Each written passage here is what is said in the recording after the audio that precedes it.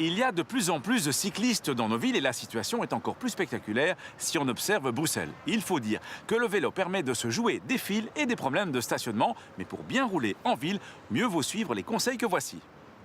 Avant de prendre la route à vélo, il faut absolument vérifier que votre vélo est en bon état de fonctionnement. Donc des freins bien réglés, la selle à bon niveau pour avoir une bonne position et également des roues bien gonflées. Il faut aussi vérifier l'équipement réglementaire du vélo, donc une sonnette et des catadioptres, ainsi qu'un éclairage lorsque la visibilité est mauvaise ou de nuit.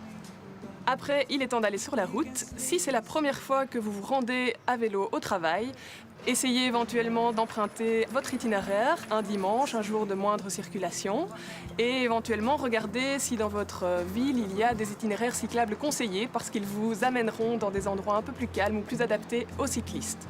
Lorsque vous êtes sur la route, prenez bien votre place dans la circulation, tenez votre droite mais pas trop parce que c'est important de ne pas par exemple trop serrer à droite lorsqu'il y a des voitures en stationnement pour éviter l'ouverture de portières. Alors c'est important aussi d'être visible, mais aussi d'être prévisible. Donc montrez vos intentions lorsque vous allez changer de direction. Dans un rond-point, c'est un cas un peu plus particulier parce que le cycliste n'est pas obligé de serrer à droite et il est même conseillé qu'il prenne le centre de la bande pour éviter de rentrer en collision avec les voitures et aussi très important d'indiquer aux automobilistes la sortie qu'il va emprunter.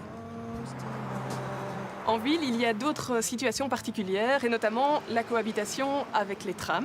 Alors attention, les trams sont toujours prioritaires et pour le cycliste, c'est aussi important de faire attention aux rails de tram.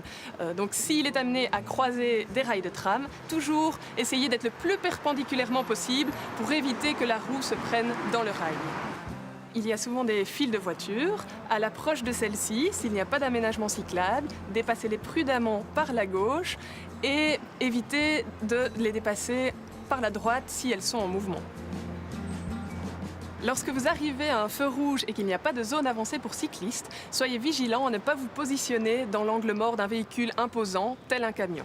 Attendez bien que le feu soit vert pour démarrer, sauf si un panneau vous autorise à traverser le carrefour en allant tout droit ou en allant à droite. Si vous traversez ce carrefour, attention à laisser la priorité aux éventuels piétons qui traversent parce qu'ils restent bien prioritaires. En parlant de piétons, il est important de rappeler la règle suivante.